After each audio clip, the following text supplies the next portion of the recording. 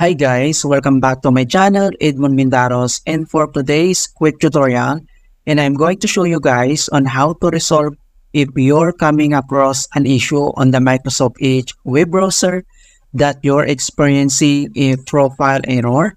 Some features may not be available, something went wrong. Kung paano ba natin ito i-fix?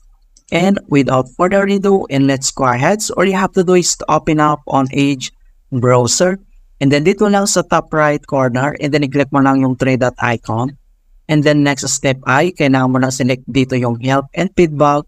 And then ang next ay select mo lang dito yung about Microsoft Edge. So dito ay kailangan lang natin na i-update. So updates can help your computer download and patches to bugs and error. And then i-click mo lang itong about Microsoft Edge at wait natin na ma-complete yung kanyang updating. Yan. So, automatic mga kaibigan na mag-update po siya.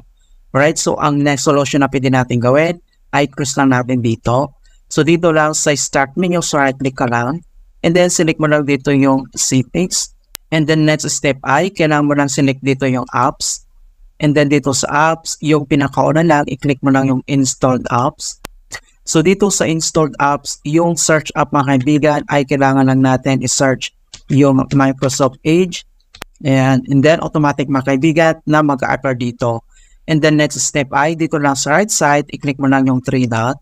And then kailangan mo lang select dito yung modify. At makikita mo kaagad dito yung repair Microsoft Edge. Repairing Microsoft Edge requires an internet connections and will reinstall the browser.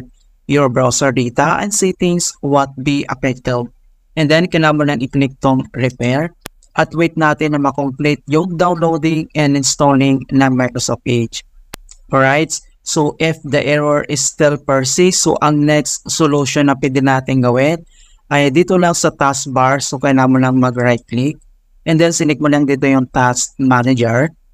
And then, dito sa Task Manager, dito lang sa Processes. And then, dito sa Background Processes, ay kailangan lang natin mag-scroll down at hanapin natin yung Microsoft Edge. And then, ito na siya. Okay? So, dito, kailangan mo lang mag-right click. And then, kailangan mo lang select dito yung end task. Okay? So, click mo lang yan. And then, pagkatapos, ay close lang natin dito. And then, kailangan ulit natin mag-restart. So, click mo lang itong restart.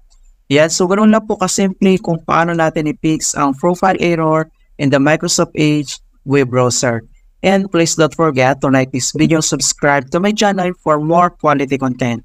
Thank you guys and see you in my next tutorial.